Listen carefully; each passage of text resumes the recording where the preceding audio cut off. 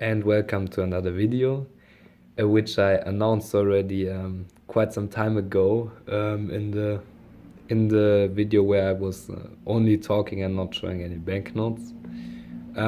So this one will be the first of this hyperinflation series, which I already announced, and I will deal with the biggest hyperinflations in the history.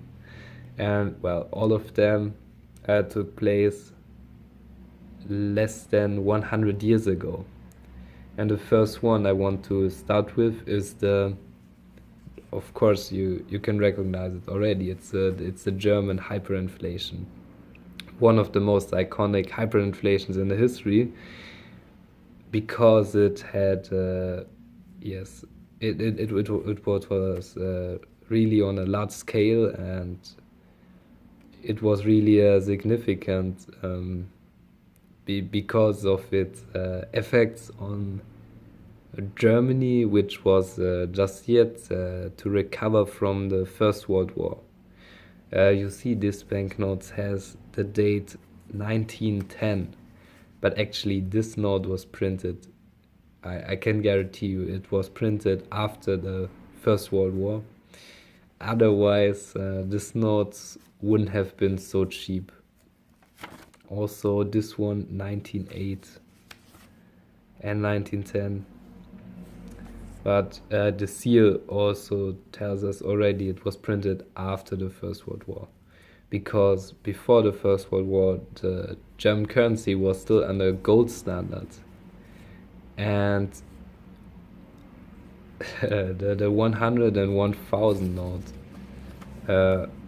of the older series, they were super rare, and today they are also extremely expensive, because back then they were backed by gold. But of course, in 1914, with the start of the First World War, the gold standard was abandoned, of course, to finance the war. And yes, the inflation continued and rose, of course, during the First World War, because you had this massive printing of notes, and then you had all the effects of the war on the country, which were not that large in Germany, because there was no, the fighting did not take place, but there was the economic warfare against Germany, the blockade, and so you had massive, you had a lack of goods, and you had less and less goods standing against even more and more money. So in 1918 the inflation was already high, but it was far from a hyperinflation. What took then place was this chaos of the young Weimar Republic, with the unclear, absolutely uncertain political situation. Later on, you had the Versailles Treaty, which burdened on Germany this massive debt. And of course, the debt for the reparations of the First World War, which was absolutely massive.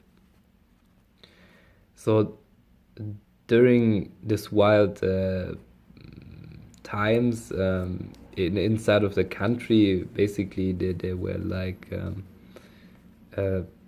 it was partly also a civil war going on, and you had this chaotic political situation with so many governments changing all the time, different positions. I don't get into detail how it was exactly, but interestingly, the same central bank, Reichsbank, it was always the same governor, since he was in place already before the First World War, and he continued to be in this place until 1923. Exactly, I think even on the day when they made finally the currency reform. But interestingly, so he was always in place during that whole hyperinflation time. His name was Glasenapp, I think. No, it was Havenstein. Glasenapp, he yes, was also part of the Reichsbank directory. So yes, of course, the government at this time they had, I think, a strong influence on the central bank, and they could yes, so that's why they could keep on printing the money, and the politics of the central bank governor was also to kind of keep it going. And so basically, because of this chaos, nobody wanted to do anything against the upcoming hyperinflation. And when you have hyperinflation at one point, you can't stop it anymore. Okay, so officially Germany was in the state of the hyperinflation in 1922, but then also not the full scale out of control hyperinflation, which started from the first half of 1923. So 1923 was the year of the hyperinflation. And usually this state of hyperinflation does not last too long, because then the situation is so out of control that you have, after a quite short period of time, only some scenarios which would be a currency reform, which would be effective.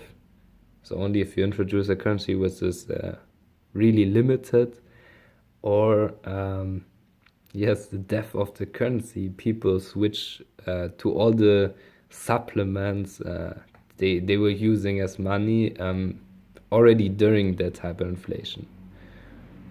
Like it happened, for example, in Zimbabwe. So the design of the notes is still, here you have the emperor's crown and the emblem. You have the Hohenzollern emblem, yes. This one is quite simple.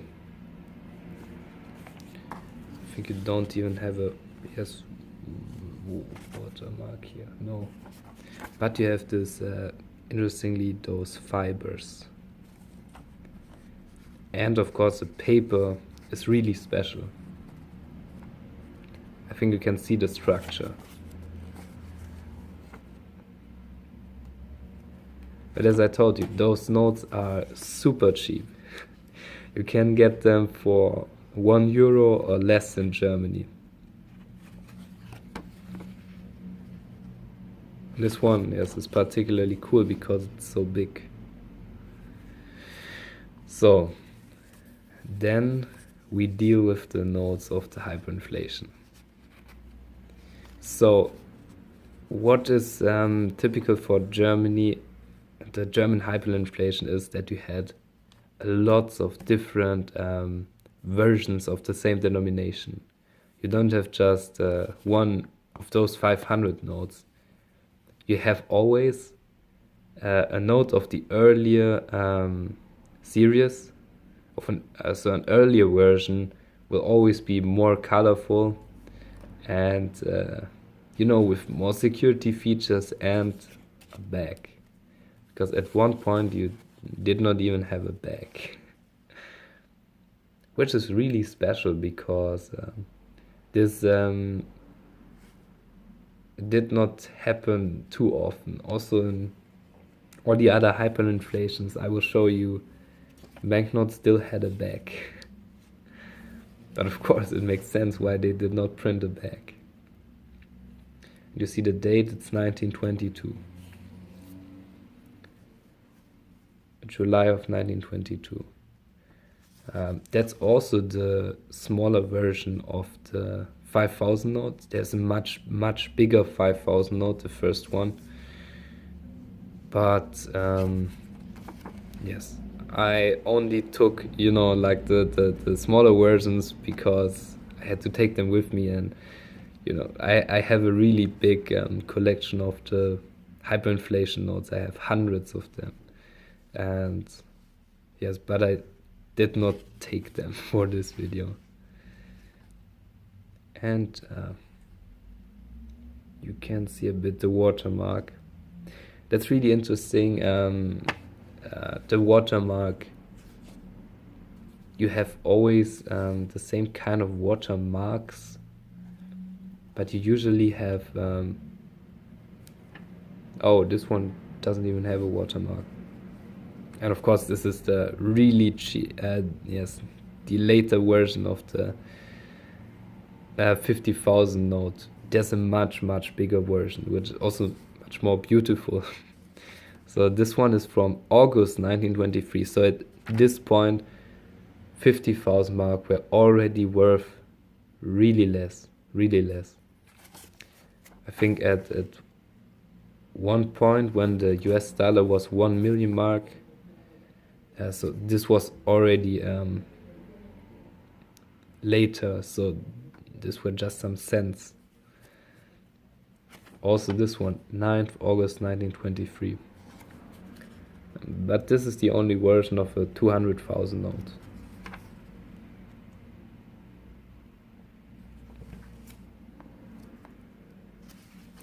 $1 million.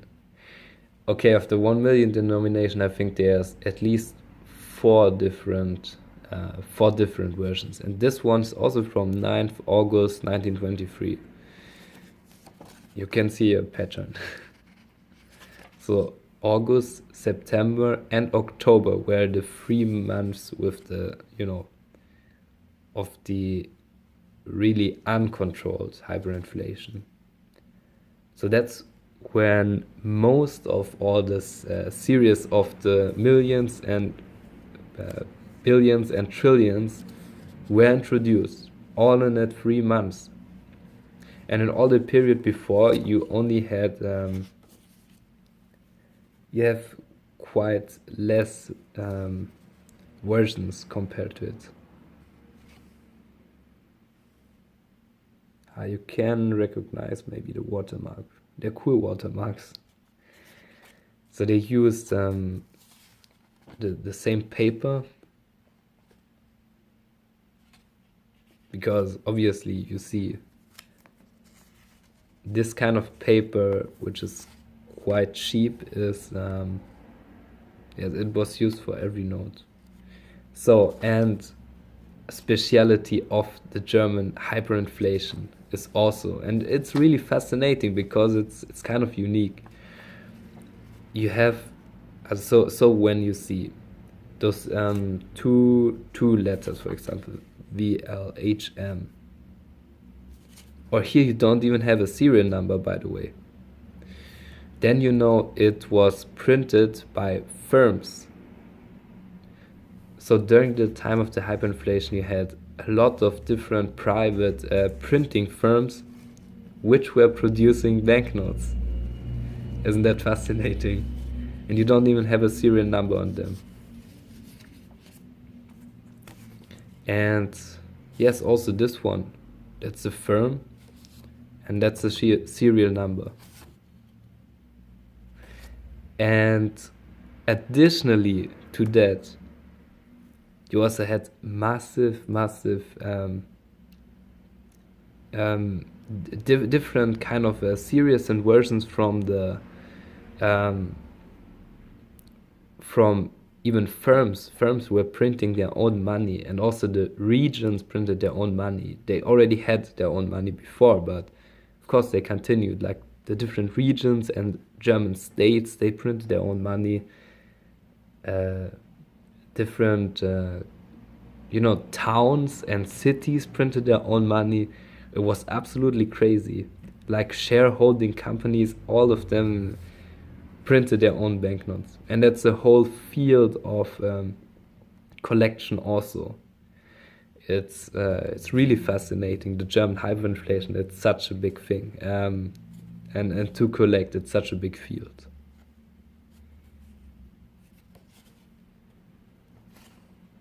Yeah, the watermark. And so here, I of course I have all those different series and stuff, but so okay, here I only have the. This is, for example, those are quite famous, supplementary notes. It was from the Deutsche Reichsbahn, so from the railroad, the German railroad, the national railroad. And luckily, they have really high denominations. This one is not so high, 100 million. But there's also the trillions, and they're like the cheapest trillions you can get. Because, yes, the regular series of the trillions, they're really expensive. I only have a 2 trillion note. That's the highest note I have, and I was lucky to get it for 20 euros in a bad condition, because usually you pay hundreds of euros for the trillion notes, because they were quite limited already, because the currency reform was at the end of October, November. And they continued to use the trillions, because the rate of the currency reform was 1 trillion to 1 new mark. And at this time, then, the one of the new mark was worth really a lot. So the rate was 4.2 of the new mark, or 4.2 trillion of the old mark for $1. And that's where they stabilized everything. So that was a successful currency reform, which was not the case for a lot of other hyperinflations, because often after the currency reform it just continues. If you just drop the number, that won't change anything if you don't really limit the new currency and stuff. And so this one, for example, this is an official version, those bigger letters, and yes, you can recognize it. This is an official print, from the central bank. But of course it was not enough what they could print, because you had to supplement at this time like over 60 million Germans with that cash. Of course, it was a completely cash-reliant society. You have all these crazy stories then, which are so picturesque. I think this term with the wheelbarrows of money to buy bread. That basically, or I think that's a famous picture from the German hyperinflation. 1 billion. So this is also typical. They overprinted the 1,000 notes. This is another version of the 1,000, which should have been introduced at the end of 1922. So when 1,000 mark were worth really less already. It was not worth nothing, but really less. So they just waited a bit and they overprinted it with 1 billion. This is also a firm version. So, and this is the only billion note I have with me at the moment. And here you see that's printed by the Reichsbank, by the central bank. This is the first version of it. One of the first 2 millions. This one is quite cheap already, or still cheap.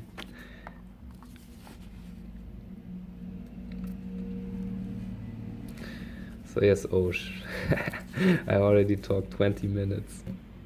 Yes, it's a really fascinating topic, the German hyperinflation, and so this was just kind of a short introduction to it. Probably I can make, or I definitely could make more videos about, just the German hyperinflation, because it's such a big topic. And it's really fascinating. But this was just kind of an introduction to it. If you're interested in more, I already showed, all my hyperinflation notes of the German hyperinflation in earlier videos.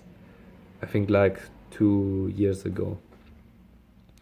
Okay, so I just end the video now.